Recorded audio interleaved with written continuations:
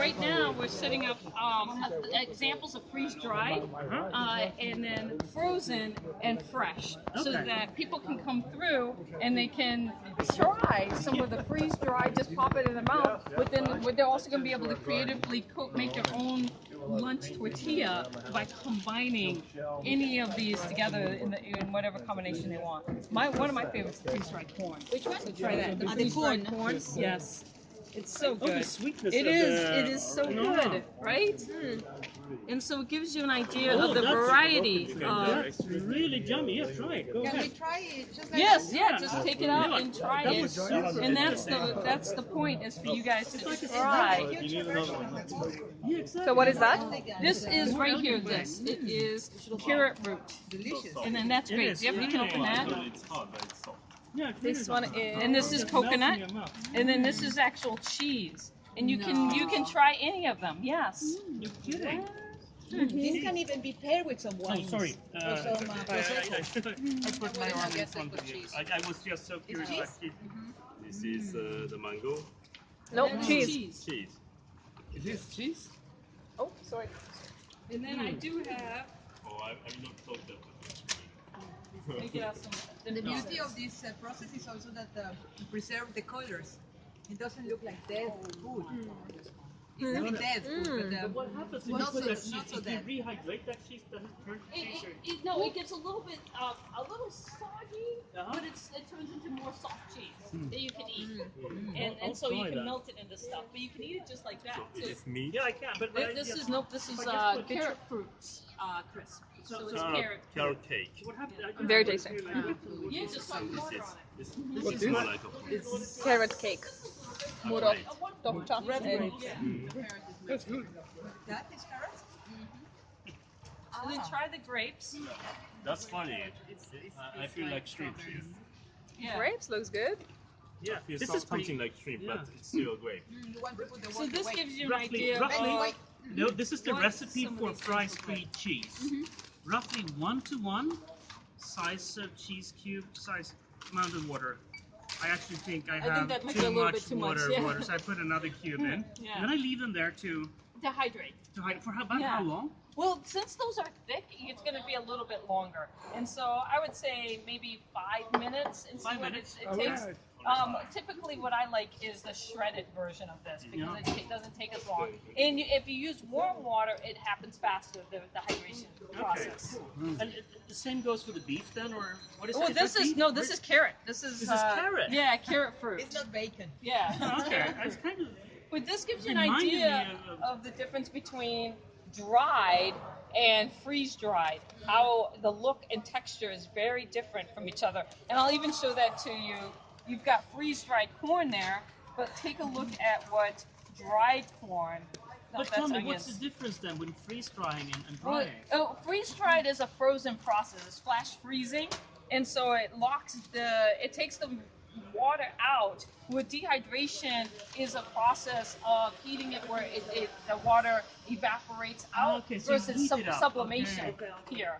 So Okay. you get it to a minus, like, I think it's around minus 30 degrees, and you basically sublimate it out, the water out, versus dehydrating it out. Which is just with letting it dry. letting it dry. Okay. And so that's why you see these differences here. But can you between say the two. also that when you do that, the crystals of water are damaging This here. the cells of the food?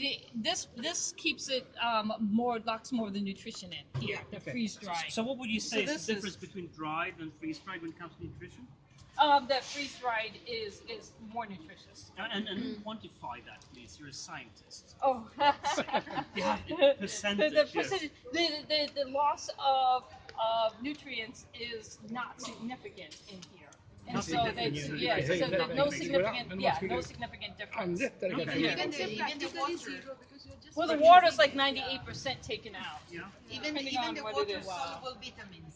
Look, this is pineapple. You guys want to try pineapple? Yeah. Oh yes. Sure. Where is pineapple? This is What freeze-dried was this, by the way? pineapple. That's grapes. Great. So that's here. Ah. But what the difference? But you also have frozen food. Yeah, frozen food. So this is giving you an idea of what frozen looks like. So if you want to try, Can you make wine pick up out the of frozen grapes? That would be a very And- stupid question, perhaps, but But they're interesting. freeze-dried grapes, you can have wine. Maybe Pineapples? just, This is nächste pineapple. Kaffee Good version. fermenting. Yeah, Freeze-dried Just a- pineapple. Just a pot of wine.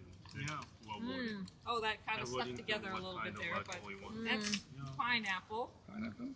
And Never you got- got also, But it's interesting really things. different vis-a-vis the dried ones. And then this is raspberries This here. is so brittle. It's a great disease. Yeah. Because we have raspberries here, fresh. So this is a good comparison. Yeah. Retains Yeah. a lot of the flavor. Yeah. Sort of dehydrated.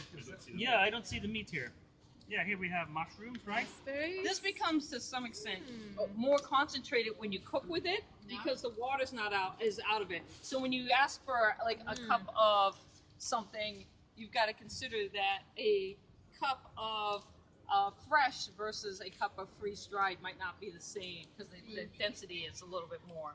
But here, raspberry to raspberry. Oh, And yeah, so yeah, if you yeah. want to try, this is fresh, this is freeze-dried, but try one of each.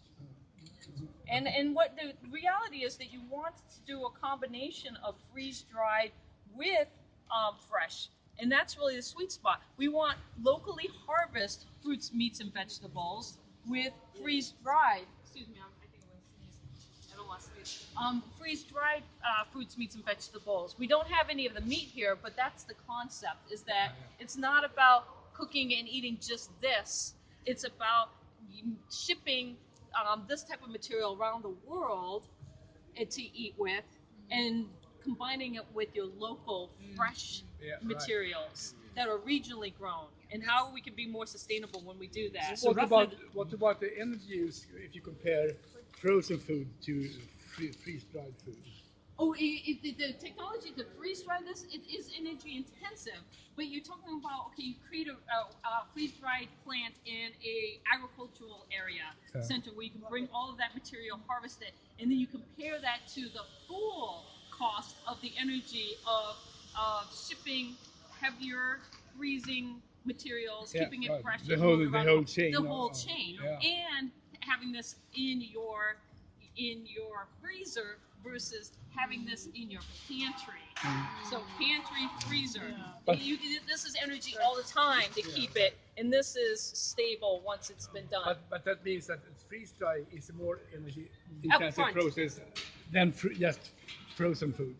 It's more intensive than just freezing the food, but to keep this frozen and shipped around the world is more energy intensive. Because this has to stay, you're talking about energy all the time once it's been frozen.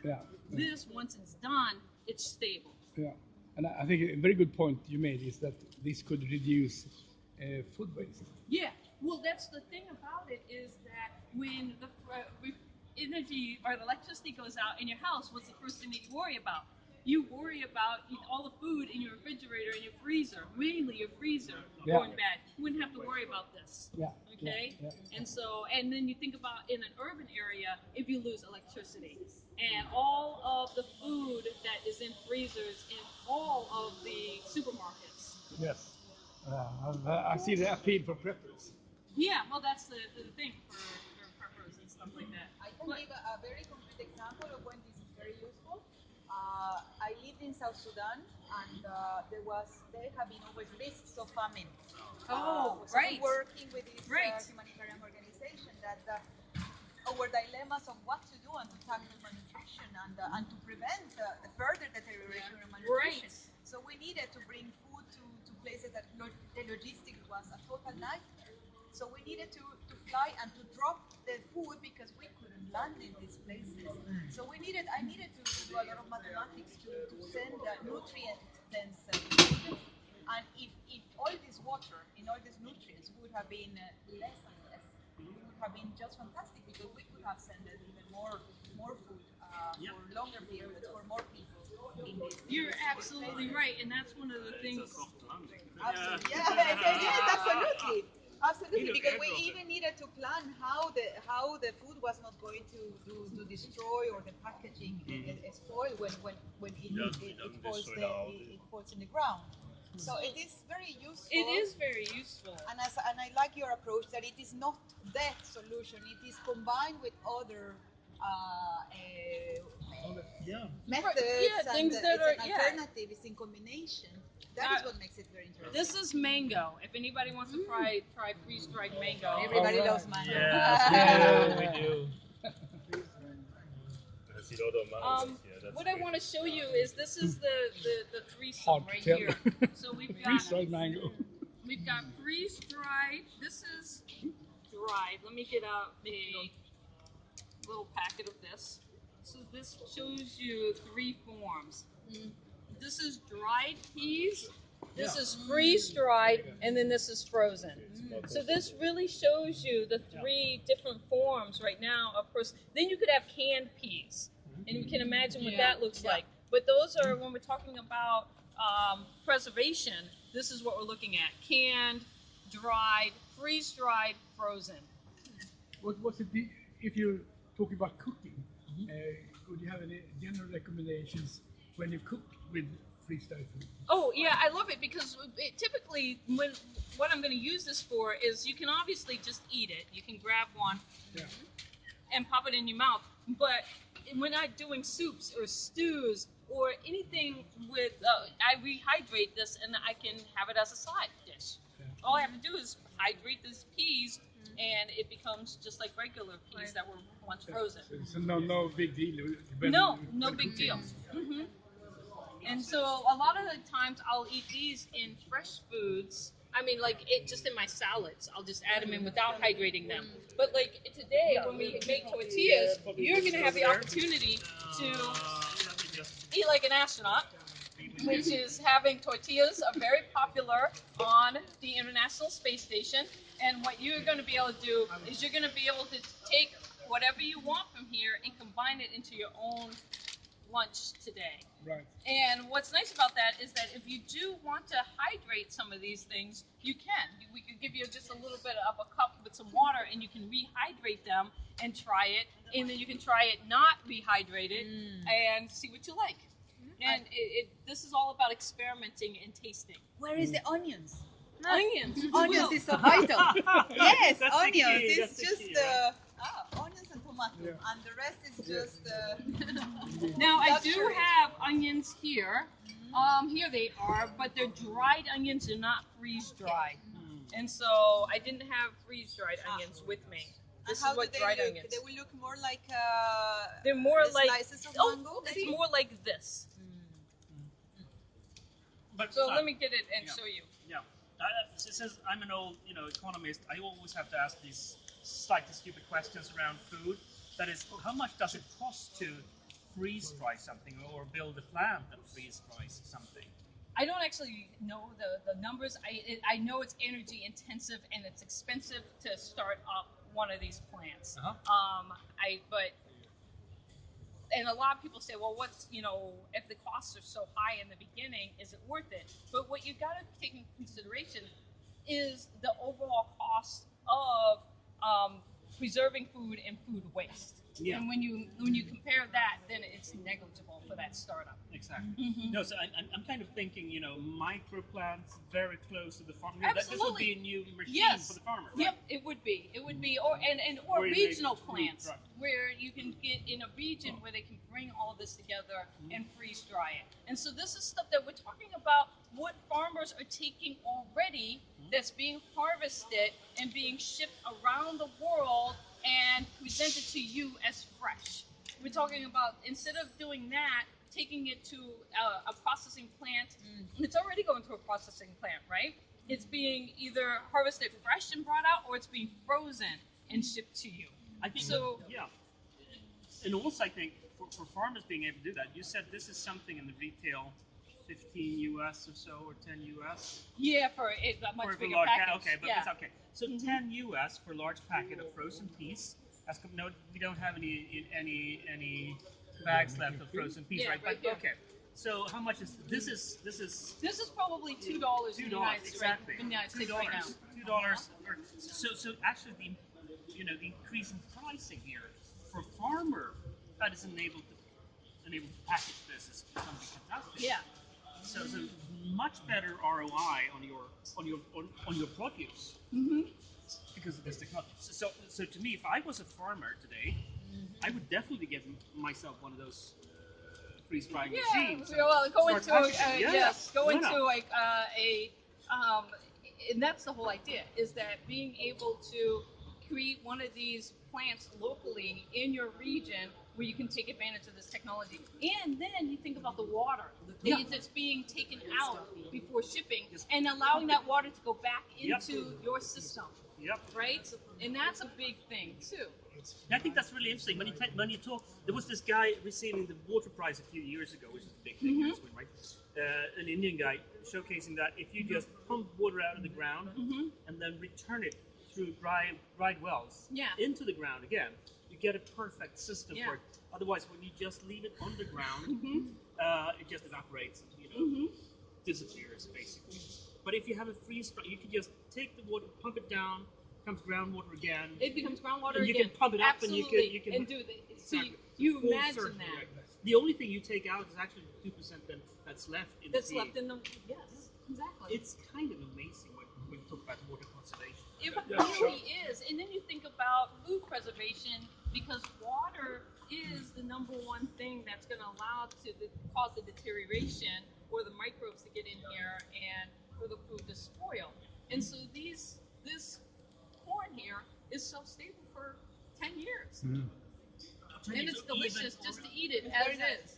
It's going to be vintage corn, right? So this is like 2008. So you got to remember that you got to drink water as you eat this. If you don't hydrate Can it. you see also how are we eating slowly? We are enjoying every little piece. So it's also like a moment of reflection about what we're eating that is also important in these kind of approaches. But you not think, just to but think about this is that once you hydrate this, then it's no different than canned peas that you would open. And that's exactly what it turns into. It's just like canned peas. These were freeze dried. and you preserve the color. Yeah. And that's the difference with freeze drying versus dehydration. You can see that it's just not the same. Do you have any tubers like potatoes, sweet potatoes? Potatoes. I have potatoes. Let me look in my bag here. I don't know if they have hydrated yet, but no, this is not. Would you say that there is none kind of like, Let's try. Here we have chemicals hydrated added peas. to preserve? It's pretty much natural, right? We put the hydrated peas here as well. Actually, they look pretty much the same, right? They do look much the same. Oh, here's In the a moment, potatoes. they will be exactly the same. So this is what corn looks like that's dehydrated versus freeze dried. Here is potatoes that are dehydrated. Here are freeze dried potatoes. Could we try some freeze-dried potatoes? Yes. Here's an empty. God, the peas are really amazing when you rehydrate them compared to. What happens if you add salt for them to be already salty, Yeah, ready you to can eat? add- Let's say You mean when you're cooking with it, if you add salt? this frozen and dry. What happens if you add salt? Nothing. I mean, nothing happens if you add it right now because there's no water in it. But once you get it cooked, it's just like there's the potatoes. Here we have some more peas. How do they taste? They- The potatoes. And these would just I hydrated them. Oh, like potatoes. Yeah. Fresh or Yeah. boiled? More like. Did you guys try the coconut? Yeah, the that was coconut's amazing. Oh god, I would say. Try one. it was totally blew my mind. Så det är inte som att äta en vanlig. I have a proposal. We need to dehydrate water. We need Yeah. powder water. Yeah. Just to complement this. Interesting. Powder Dried water. powder water. So right Sucks now, water out of your body. I mean, you don't have what to go you're to the having restaurant. is a lot of the fruits that you can get here, like the raspberries and stuff. This is what you're having in your cereals right now. What is the most challenging of the foods to dry and to keep? The things that are really high in water, like lettuce. I've seen celery, but lettuce does not. Cucumber. Yeah. But Yeah, it doesn't cucumber. really compute Yeah. that because you can grow those so easily. Yeah, in you your can local grow wild- those easily. So Here we why? can, yes. Absolutely. But we take a look at all the exotic stuff that we're used to, like coconuts or mangoes. Or Right. Yeah. But then suddenly I can eat them without having a bad conscience because it's been transported all around the world. You know, mostly on airplanes. I think it's kind of a fun thing in France. They talk about you know, air, you know, pineapple that comes from air. They have a special name for that. I can't remember it now. Avian pineapple or something like that. That's being flown in from Africa or other way. Of course, it tastes better. It tastes way better.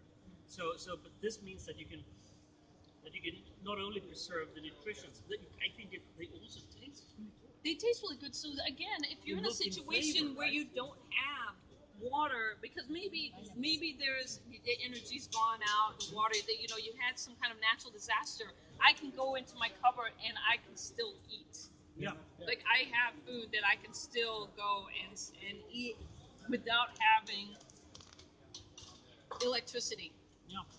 Now I did make mango sticky rice while in the high seas habitat because we had mango that I could rehydrate and we could cook rice as a stable grain and made mango sticky rice. I will And add it was coriander. delicious. I can So imagine. when you rehydrate this and add the water back into it, it's very similar to the peas. And so it becomes, again, soft and juicy. Because right now it's more crumbly and crunchy, but you get that juice back. And so a lot of times when you hydrate this too, the juice that comes back is really good. So when you were in the Mars habitat, did you have any food fights within the crew? The food fights, if it was dry food, so we could easily pick it up instead of wet. So it bounced off of you instead of sticking to you. You never know. So you have like when you cook, it looks pretty much clean when you cook with this. Like, dry food. Yeah.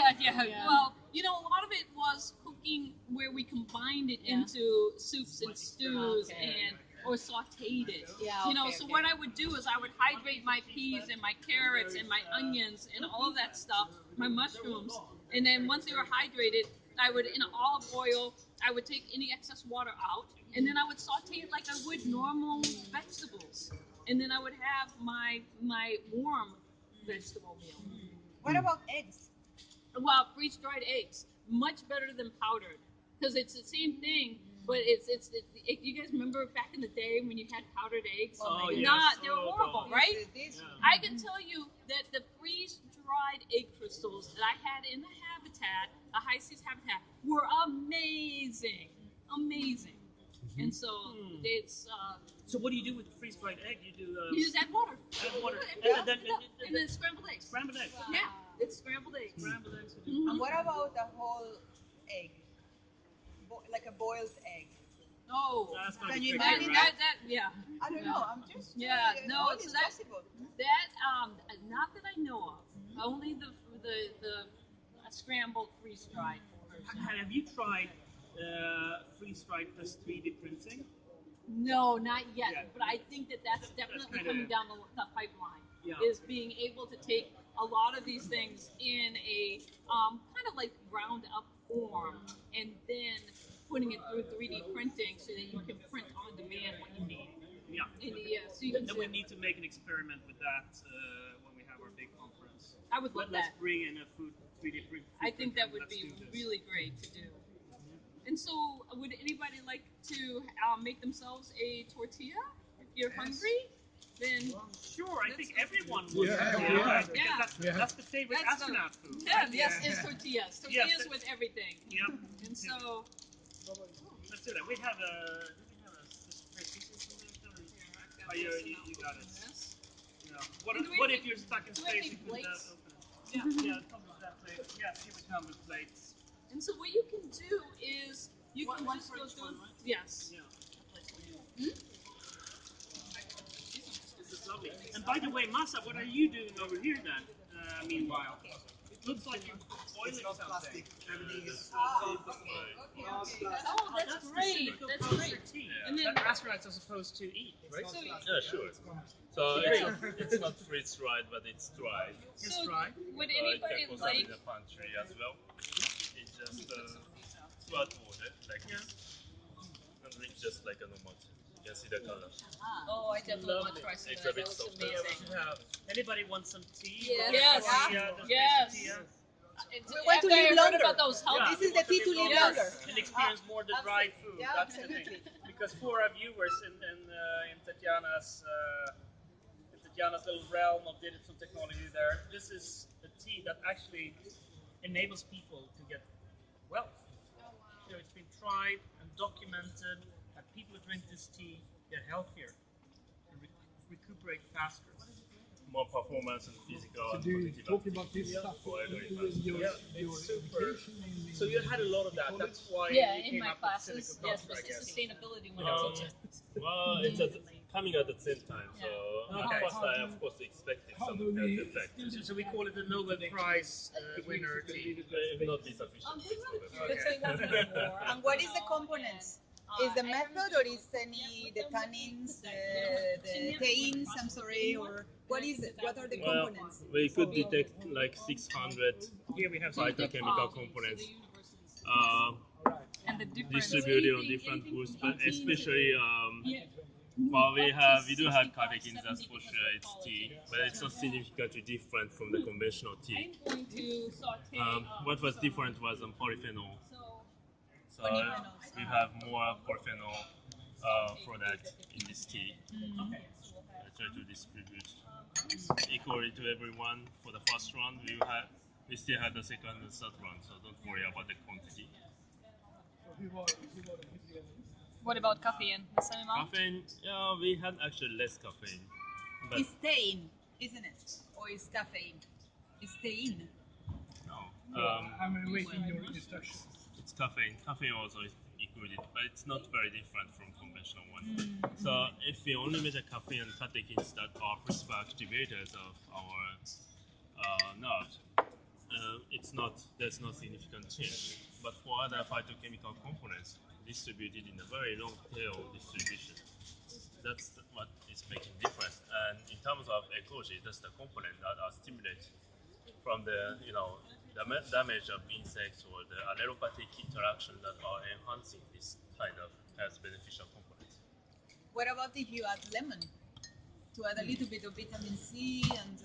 We have lemon in our fuel as well, no fertilizer, and that's something. And you can use the skin as well of the lemon. But if you add it into the tea, It's possible, but it may lose the color. Yeah, please serve yourself. lovely, thank you. For you. Oi, that looks very nice. Yeah, So grab That's some the tea and rainbow. we're back to Sian here. Is it possible to order online? I see. Oh yeah, of course. So this is the snake culture tea. Well,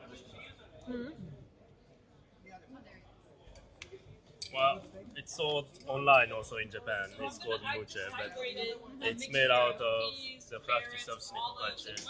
And in this field, not only we have the tea plant, but we have about 50 more edible plant species living together in competition and also helping each other. And that's what stimulates the biodiversity, stimulates the overexpression of health beneficial compounds. You can see that the water is just being sucked up. Cheers. Cheers. Cheers.